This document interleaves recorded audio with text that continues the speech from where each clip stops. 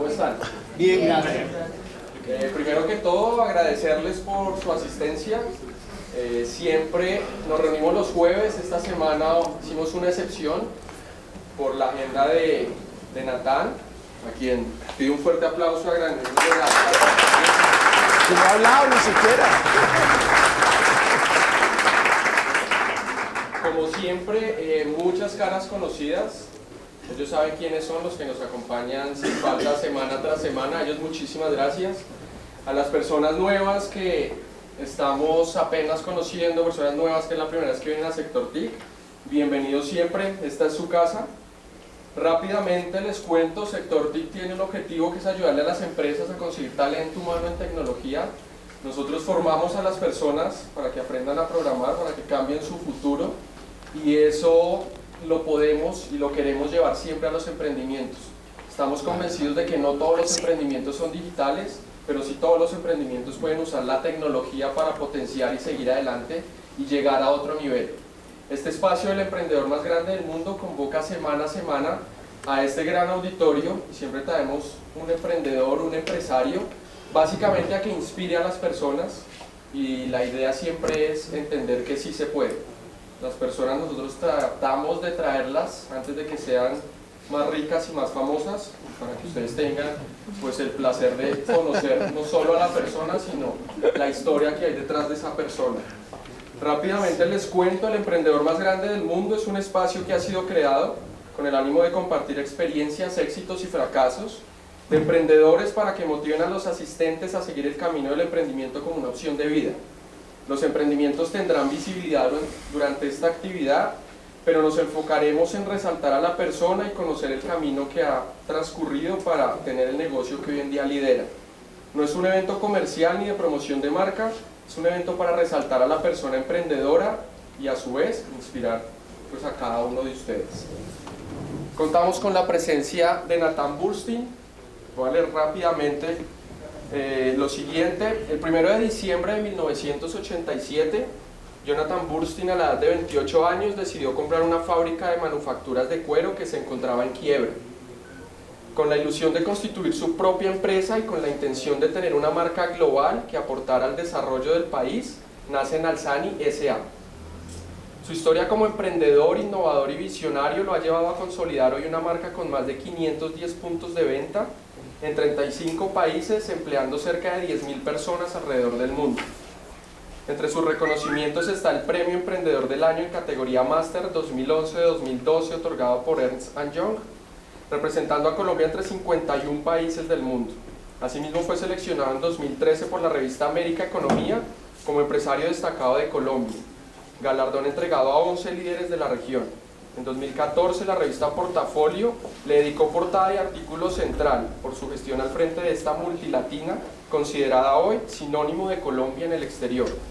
Actualmente lidera con gran dinamismo Innovate, un programa que promueve la innovación en todos los niveles de la organización, apostándole a consolidar a Toto como una marca líder global, gestión que le permitió en 2014 recibir el premio Portafolio en la categoría de innovación.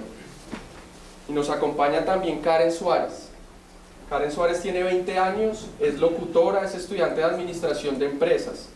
Inició su canal de YouTube hace 10 meses, enfocado en finanzas personales para jóvenes, con el propósito de guiar el camino hacia una libertad financiera por seres humanos y más felices.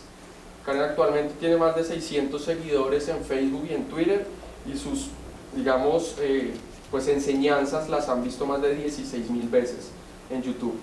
Entonces les pido de nuevo un fuerte aplauso.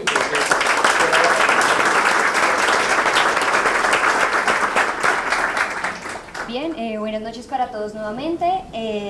Hoy me correspondió el honor de entrevistar a uno de los empresarios colombianos pues, más grandes, al señor Jonathan Burstein. Y quiero recordarles que tenemos el hashtag numeral Toto en Sector TIC, para que ustedes hagan sus preguntas a través de ese hashtag, y nuestro jefe en comunicaciones, Juan Incapié, pues estará dictando esas preguntas que ustedes pues se les ocurran pues alrededor de la charla.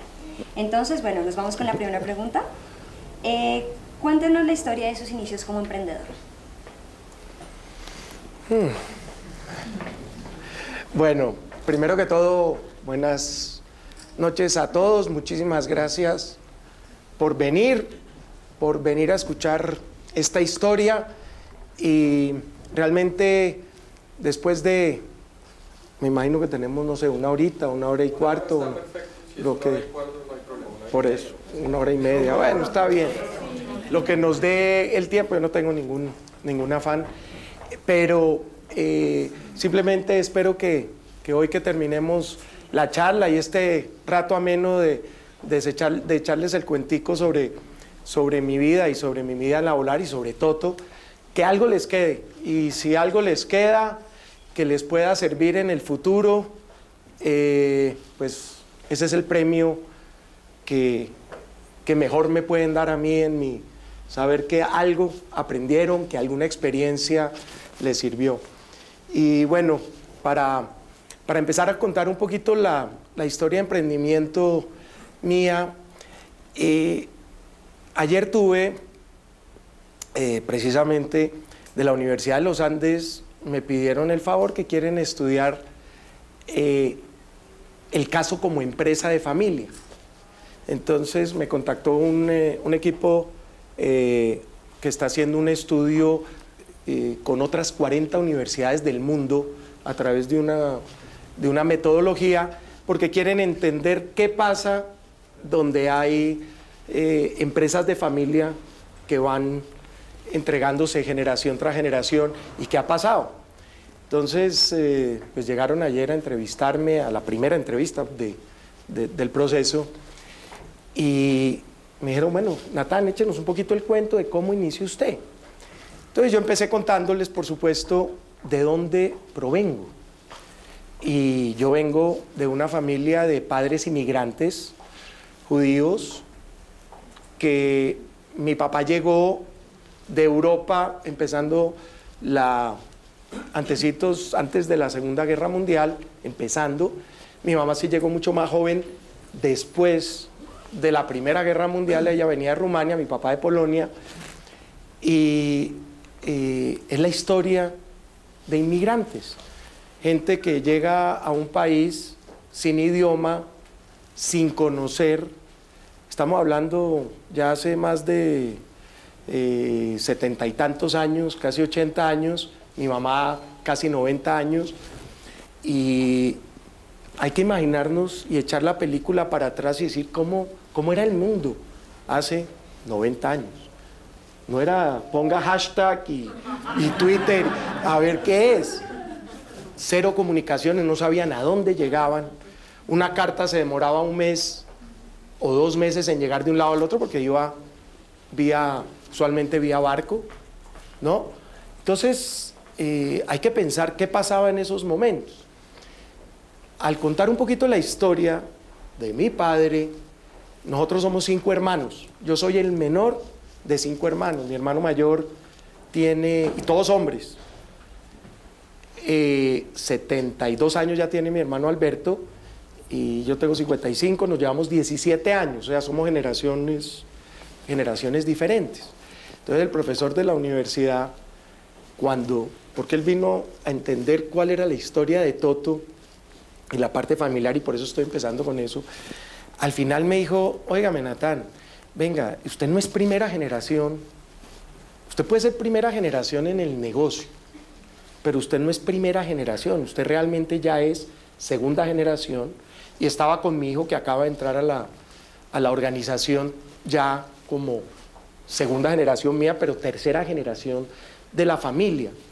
Y él me explicaba y me decía, Natán, es que cuando usted me echó la historia de su familia y de sus primeros pasos de trabajo, los primeros 5 años de trabajo antes de empezar Toto, me doy cuenta que los valores, lo que hicieron sus hermanos y sus padres por ustedes, porque estamos divididos en dos grupos, 3 mayores, después hubo un espacio de 11 años y venimos otros 2, mismo papá y mismo mamá, para aclarar, ¿no?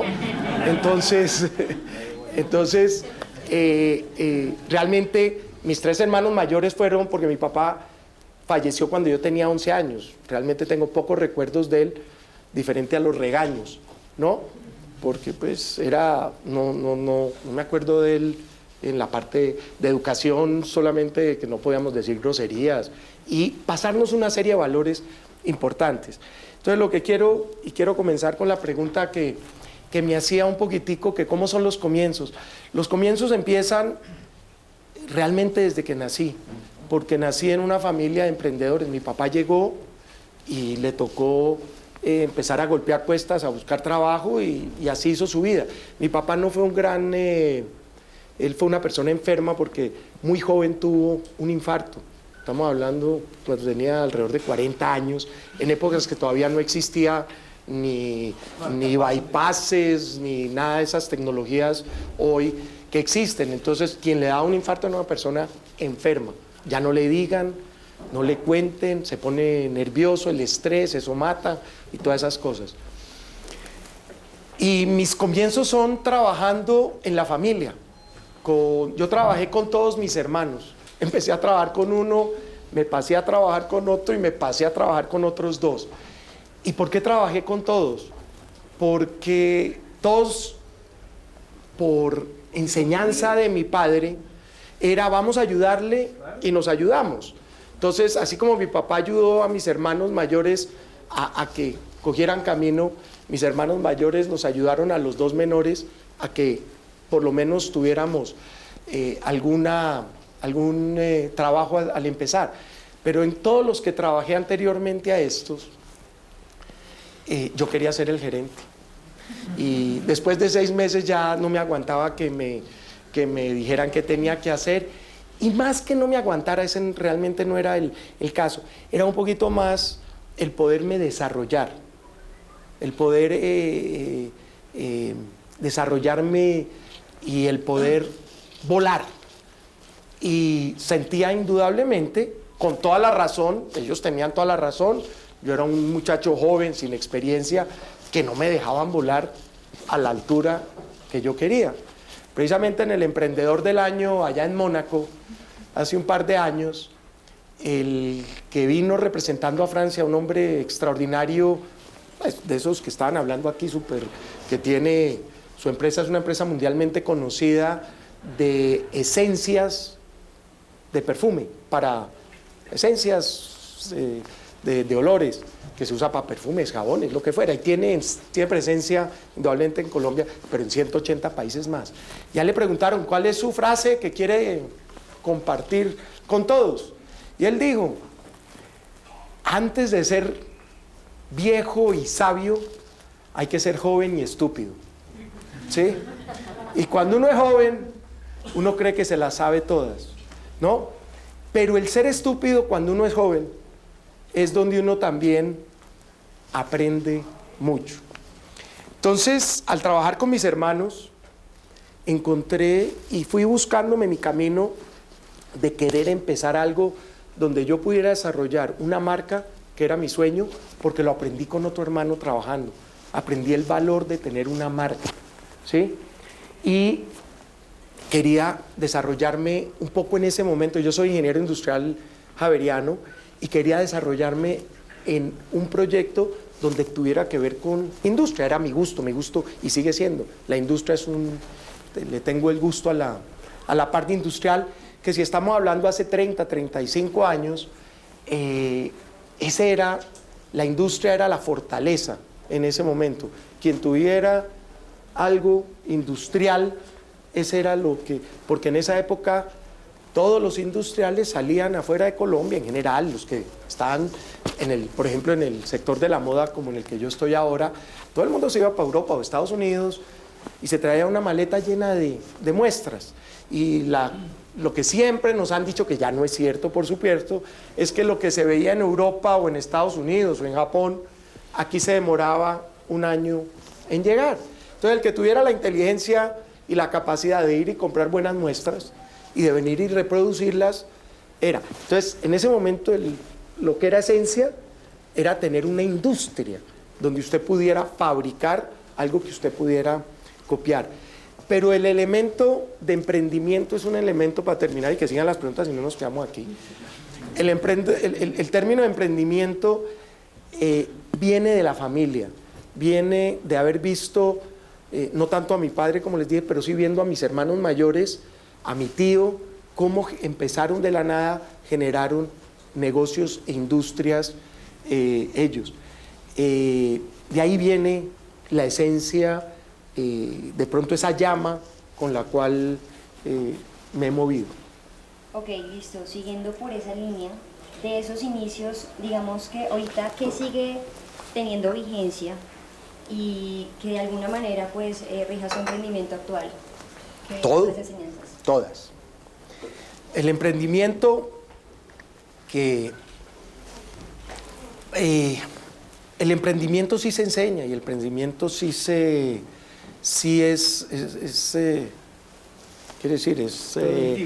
transmitible, es enseñable, lo cual hace muchos años se decía que no, que el emprendedor sea así, se nacía, que eso no, el emprendimiento se forma, por supuesto que hay que tener ciertas cualidades o por lo menos estar dispuesto a correr lo básico que genera el emprendimiento, el riesgo, ¿no? Que es tal vez lo más alto que conlleva el emprendimiento es el riesgo, las ganas y la importancia de creer en uno mismo.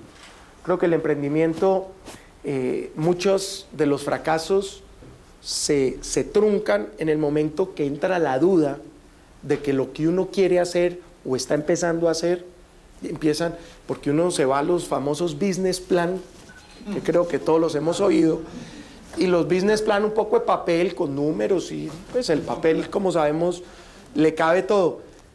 Pero ahí es donde viene ese extra, y es que uno sabe que aparte que está en el papel escrito y dan numeritos, es que uno sabe y tiene confianza de que el proyecto, la idea que uno tiene es realizable.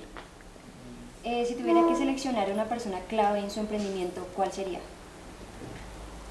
Indudablemente mis hermanos mayores, porque de ellos aprendí el emprendimiento. Desde muy chiquito, nosotros como, tal vez la gran mayoría de ustedes lo saben, como judíos, tenemos una tradición de comer los viernes, en la noche en familia.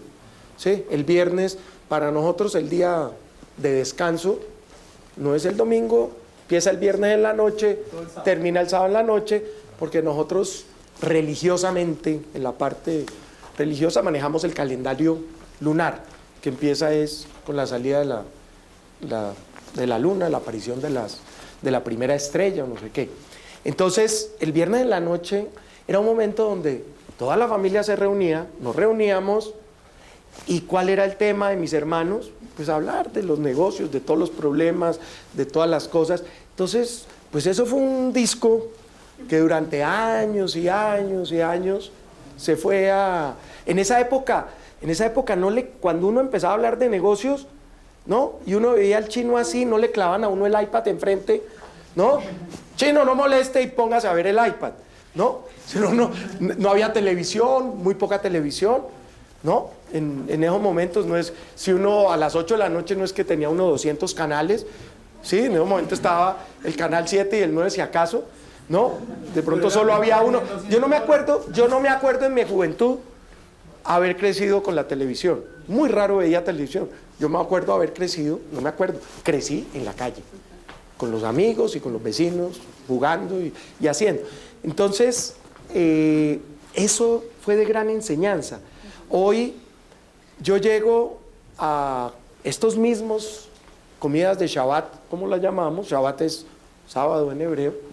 Esas mismas comidas, y yo veo a mis sobrinitos, a mis hijos todavía anteriormente que no alcanza, pero claro, es que no tienen paciencia de un minuto de escuchar la charla de los mayores.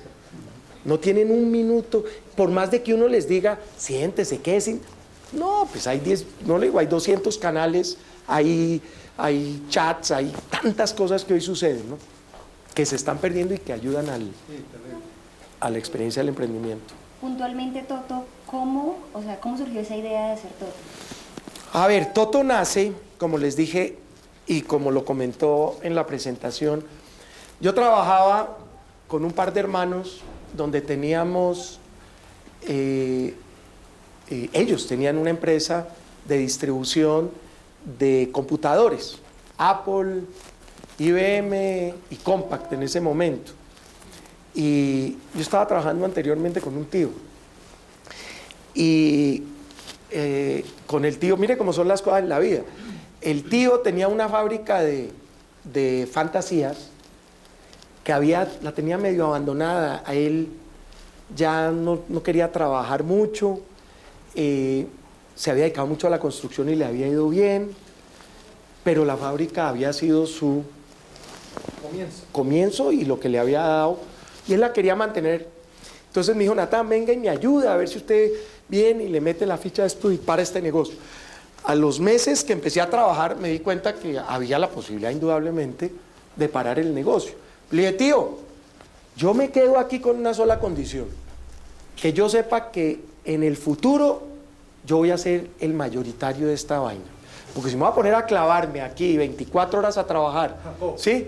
Entonces, no. Me dijo, mire, Natán, yo no le puedo prometer eso, porque mi hijo, aunque estudie ingeniería civil, está empezando y ha dicho que aquí nunca va a venir. No, yo no le puedo, no, a un muchacho de 18, 19 años, yo no le puedo cerrar la puerta. Efectivamente, hoy mi primo trabaja ahí, ¿no? Entonces mi hijo, mi tío muy inteligente, lección de vida, ¿no?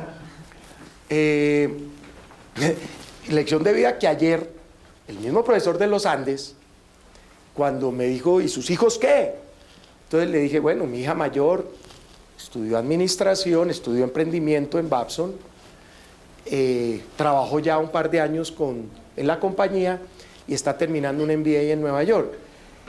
El segundo es un ingeniero industrial que está empezando a trabajar en la compañía. Pero la tercera, que va para 20 años, dijo, desde que nació es cocinera, nació con una olla y una espátula en la mano. Y toda la vida, y ya está estudiando culinaria. Y cuando yo le dije, no, es que es mi hijo Natán, usted no, mire, yo quiero charlar con ella, yo sé que ella no, pero no, le conté la experiencia que tuve. Entonces, cuando me fui de ahí, me fui a trabajar con dos hermanos que vendían estos computadores y me ofrecieron, porque en ese momento IBM les entregó la distribución de máquinas de escribir. Algunos recordarán, las generaciones más viejas, casi la penúltima generación de máquinas de escribir tenían una bolita. Y llegó una bolita que era la que contenía las letras. Y esa bolita era la que se movía y imprimía ahí la letra en el papel. Pero después vino la última generación de máquinas de escribir, antes del computador, que era una máquina de escribir con un procesador de palabras de un renglón, un solo renglón. Entonces usted podía escribir el renglón, lo miraba en la pantalla, podía corregir y ahí sí le daba el enter. Era el modelo 3 de IBM, se llamaba así, modelo 3 y modelo 5. Entonces IBM en ese momento coincidió que le dio la representación, le dijo a mis hermanos, y coincidió con que yo ya con mi tío estaba infeliz porque no podía ser el dueño de esa vaina. Entonces me dijeron, ya estaba casado. Entonces no, ya cuando uno se casa comete locuras, pero bueno, yo he sido bastante en eso todo.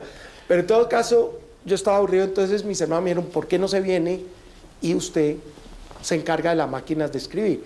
Trabajé como 1 año y medio, casi 2 años vendiendo máquinas de escribir y realmente no era lo mío, no me sentía en lo mío. Coger cajas de IBM, a mí me gustaba buscar un producto propio. Y ahí fue cuando hablé con un amigo en un banco y estamos hablando mediados de los 80s, 86.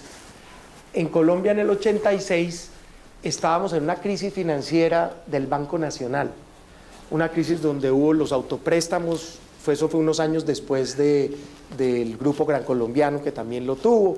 Entonces el país estaba en una crisis financiera y le dije entonces al banquero, le dije, oiga, ¿usted qué es? Todos los días sabe quién se ha quebrado, quién se está quebrando.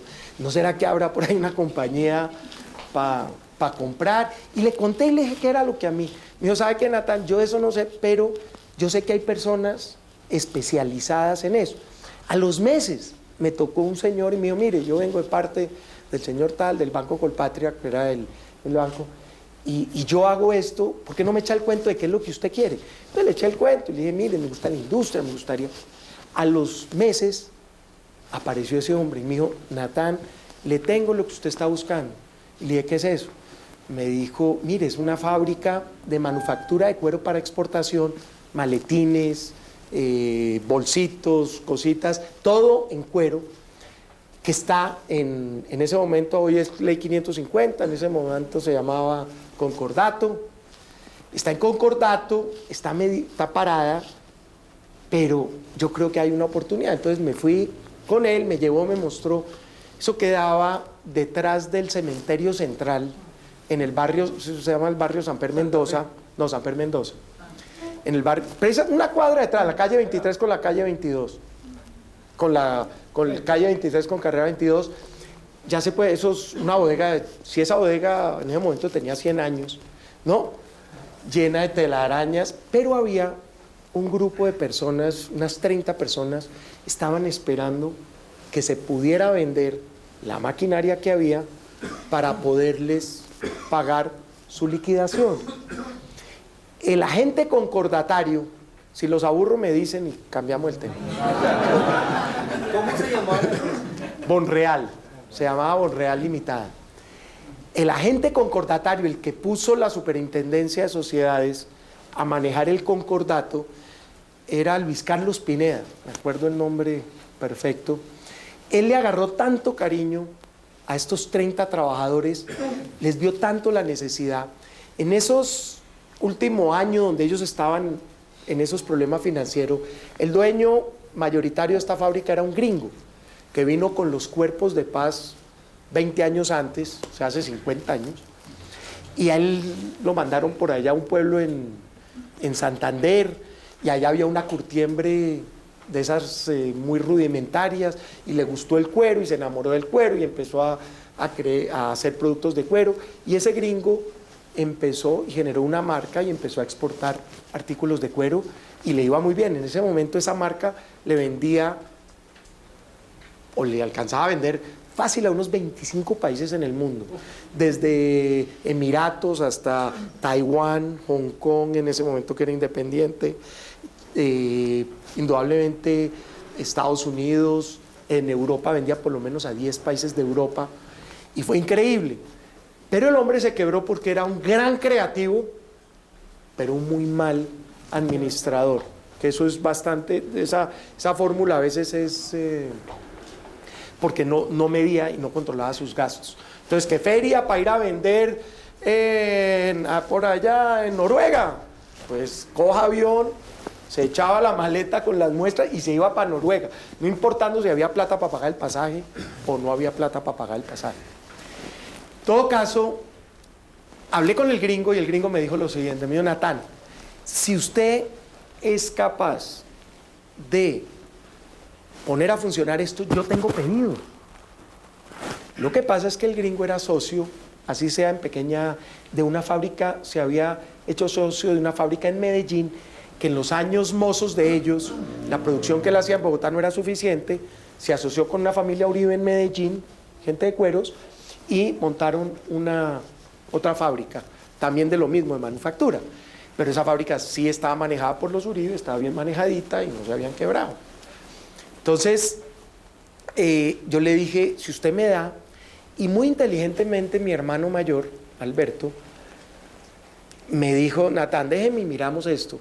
¿Por qué no le proponemos a los bancos que alquilemos este aparato productivo y por un año con un precio de una vez organizado por si funciona, pero veamos que todo lo que nos están diciendo es cierto, que llegan pedidos, que el producto se vende? Entonces, así mismo logramos negociar con los bancos ese acuerdo. Los bancos no tenían ningún interés en el negocio porque cada banco le debían, eran realmente créditos pequeños. Al sumarlos eran mucho para ese tamaño de fábrica. Los bancos no mandaban gente representándolos a las reuniones porque le valía más la hora del abogado que lo que les debían. Entonces ese era un concordato que estaba a la deriva. Entonces los bancos apenas supieron que no iban a pagar un año de renta que no tenían que pensar en el pago a la gente y todo ese problema, aceptaron. Y a los 3 o 4 meses, efectivamente el gringo con quien todavía hoy trabajo, a quien todavía le vendo hoy, empezó a mandar pedidos. Y los clientes empezaron. Y entonces como a los 4 o 5 meses, yo dije, bueno, me quedan unos meses para tomar una decisión importante. Pero yo no puedo depender, y esta es una de las decisiones más importantes que he tomado en mi vida, pero yo no puedo depender que la parte comercial de una compañía dependa de un tercero. Porque el señor, si no hay suficientes pedidos, pues indudablemente él va a ir a darle los pedidos. Primero llena su fábrica de Medellín, que está funcionando, y no me va a dar a mí pedidos donde no tiene ningún interés. Entonces dije, yo tengo que hacer algo. Entonces cogí un avión y me fui para una feria en Italia que se llama MIPEL, que es precisamente la feria más importante del mundo de la